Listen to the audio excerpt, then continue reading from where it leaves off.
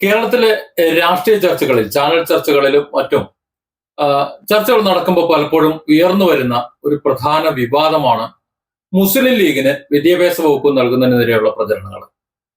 League പ്രതിനിധികൾ വിദ്യാഭ്യാസ മന്ത്രിയാകരുതെന്നും ഈ വകുപ്പ് അവർക്ക് നൽകിയാൽ പൊതുവിദ്യാഭ്യാസ രംഗം തകരുമെന്നുമുള്ള രീതിയിലുള്ള വിദ്വേഷ വിഭാഗീയത നിറഞ്ഞ, വർഗീയത നിറഞ്ഞിട്ടുള്ള വിദ്വേഷ പ്രസംഗങ്ങൾ വലതുപക്ഷ ഹിന്ദുത്വ നേതാവായിട്ടുള്ള KP ശശികല ടീച്ചർ എന്ന് അങ്ങനെ വിളിക്കണമെന്ന് എനിക്കറിയില്ല, അവർ പോലും സമൂഹത്തിൽ പ്രചരിപ്പിക്കുന്നത് കേട്ടിട്ടുണ്ട്.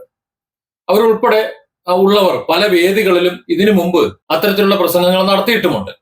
മുസ്ലിം ലീഗിനെ ഭരണത്തിൽ നിന്നും, പ്രത്യേകിച്ച് വിദ്യാഭ്യാസ വകുപ്പിൽ നിന്നും മാറ്റി നിർത്തണമെന്നുള്ള ഇത്തരത്തിലുള്ള ആക്രോശങ്ങൾക്ക് പിന്നിൽ കൃത്യമായ ചില രാഷ്ട്രീയ അജണ്ടകളുണ്ട് എന്ന് നമുക്കൊരല്പം ചിന്തിച്ചാൽ മനസ്സിലാവും.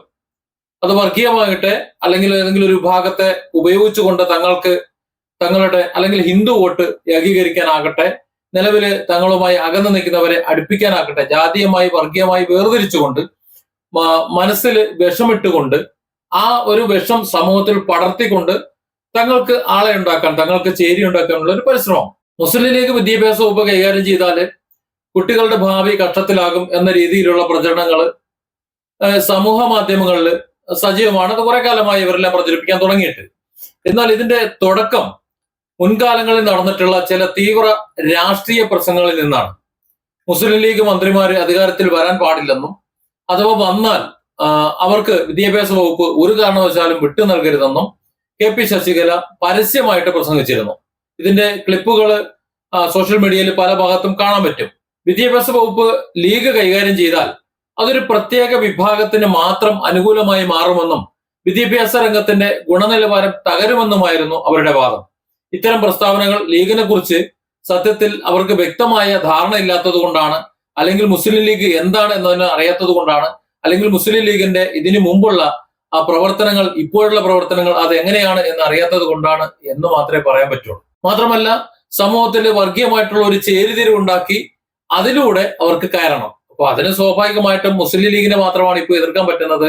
പേരിലൊരു മുസ്ലിം ഉള്ളത് കൊണ്ട് അത് എളുപ്പമാണ് താനും. മുസ്ലിം ലീഗിന് വിദ്യാഭ്യാസ വകുപ്പ് ഭരിക്കാൻ അർഹതയില്ലെന്ന് പറയുന്നവര് സത്യത്തിൽ കേരളത്തിന്റെ വിദ്യാഭ്യാസ ചരിത്രം ഒന്ന് പരിശോധിക്കണം. അവരത് വിസ്മരിക്കുകയാണ് എന്താണ് യഥാർത്ഥത്തിലുള്ള വസ്തുത എന്നുള്ളത്.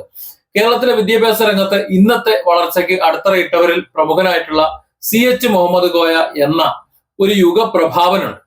ആ നേതാവ് മുസ്ലിം ലീഗിന്റെ പ്രതിനിധിയായിരുന്നു. മലബാറിലെ പിന്നോക്കം നിന്നിട്ടുള്ള ജനവിഭാഗങ്ങളെ, പ്രത്യേകിച്ച് സ്ത്രീകളെ, ഒരു കാലത്ത് സ്ത്രീകൾക്ക് വിദ്യാഭ്യാസം ഇല്ലാതെ, മുസ്ലിങ്ങൾ മാത്രമല്ല ഹിന്ദുക്കളും എല്ലാവരും ഉണ്ട്. അപ്പൊ ആ വിഭാഗത്തിൽ ഉള്ള സ്ത്രീകളെ വിദ്യാഭ്യാസത്തിലേക്ക് നയിക്കാൻ, അവർക്ക് വിദ്യാഭ്യാസം കൊടുക്കാൻ, ഈ സമൂഹത്തിന്റെ ഒരു പാർട്ടായി മാറാൻ, രാജ്യത്തിന്റെ അവർക്കും ചില പങ്കുകൾ വഹിക്കാനുണ്ട്. ആ പങ്ക് അവർക്ക് വഹിക്കണമെന്നുണ്ടെങ്കിൽ അവർക്ക് വിദ്യാഭ്യാസം വേണം എന്ന് മനസ്സിലാക്കിക്കൊണ്ട് അവരെ വിദ്യാഭ്യാസത്തിലേക്ക് നയിക്കാൻ വേണ്ടി അദ്ദേഹം ചെയ്തിട്ടുള്ള പ്രയത്നങ്ങൾ സമാനതകളില്ലാത്തതാണ്. കേരളത്തിലെ പ്രശസ്തമായിട്ടുള്ള ഒരു സർവകലാശാല, കാലിക്കറ്റ് സർവകലാശാല യാഥാർത്ഥ്യമായത് CH മുഹമ്മദ് കോയ എന്ന ആ മുസ്ലിം ലീഗ് പ്രതിനിധിയുടെ ഒരാളുടെ പ്രയത്നത്തിന്റെ ഫലമായിട്ടാണ്.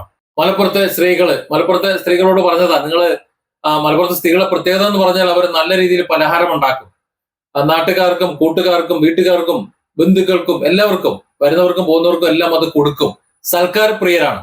അങ്ങനെ മലപ്പുറത്തെ സ്ത്രീകൾ പലഹാരം ഉണ്ടാക്കാൻ വേണ്ടി ധാരാളം പണം മാറ്റി വെക്കുന്നുണ്ട്. അതിൽ കുറച്ച് പണം നിങ്ങൾ മാറ്റി വെക്കണം. അങ്ങനെ മാറ്റിവെക്കുന്ന പണം നിങ്ങൾ എനിക്ക് തന്നു കഴിഞ്ഞാൽ ഞാൻ നിങ്ങൾക്ക് ഒരു സർവകലാശാല പണിഞ്ഞു തരാം.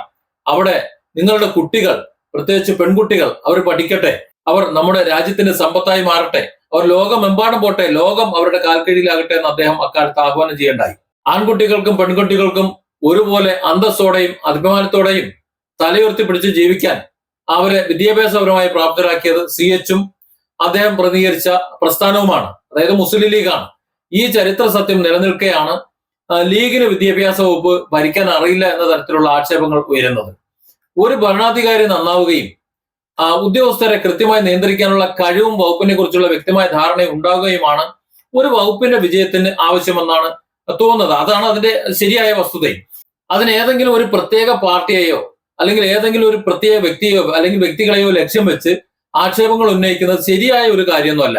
ചരിത്രപരമായിട്ടുള്ള നേട്ടങ്ങളെ മറച്ചു വെച്ചുകൊണ്ട്, ചരിത്രത്തെ തന്നെ മറച്ചു വെച്ചുകൊണ്ട് ഇത്തരം രാഷ്ട്രീയ അജണ്ടകളുടെ ഭാഗമായി ഉയരുന്ന ആക്ഷേപങ്ങളെയും പ്രചരണങ്ങളെയും ഒരു തരത്തിലും ജനാധിപത്യ സമൂഹം അംഗീകരിക്കാൻ പാടുള്ളതല്ല. രാഷ്ട്രീയം വളർത്തുന്നത്, അവരുടെ രാഷ്ട്രീയ പ്രസ്ഥാനവും നേതാക്കന്മാരും വളർത്തേണ്ടത് ഇത്തരത്തിലുള്ള വിദ്വേഷ പ്രസംഗങ്ങളോ അല്ലെങ്കിൽ വിദ്വേഷങ്ങൾ പ്രചരിപ്പിച്ചുകൊണ്ടല്ല. സാംസ്കാരികവും സാമൂഹികവും വിദ്യാഭ്യാസപരമായിട്ടുള്ള രാഷ്ട്രീയ പ്രതിബദ്ധതയും രാഷ്ട്രബോധവും പൗരബോധവും അതുപോലെ സർവാത്മന സാമൂഹ്യ ബോധവുമുള്ള അണികളെ സൃഷ്ടിച്ചുകൊണ്ടാണ്, അവരെ സാമൂഹ്യ സേവകരാക്കിക്കൊണ്ടാണ്. പക്ഷെ ഇത്തരത്തിലുള്ള വിദ്വേഷം വിതറിക്കൊണ്ട് ഒരു കാര്യവുമില്ലാതെ ഈ രാജ്യത്തെ ഒരുമയെ ശിഥിലമാക്കാൻ വേണ്ടിയിട്ട് മാത്രമാണ് ചിലർ ശ്രമിക്കുന്നത് എന്ന് ചിന്തിക്കുമ്പോൾ, ഈ രാഷ്ട്രീയ പ്രബുദ്ധ കേരളത്തിന്റെ വക്താക്കളായി അവർ അവകാശപ്പെടുമ്പോൾ ലജ്ജ തോന്നുകയാണ്. Different angles. Don't forget to subscribe and support this channel.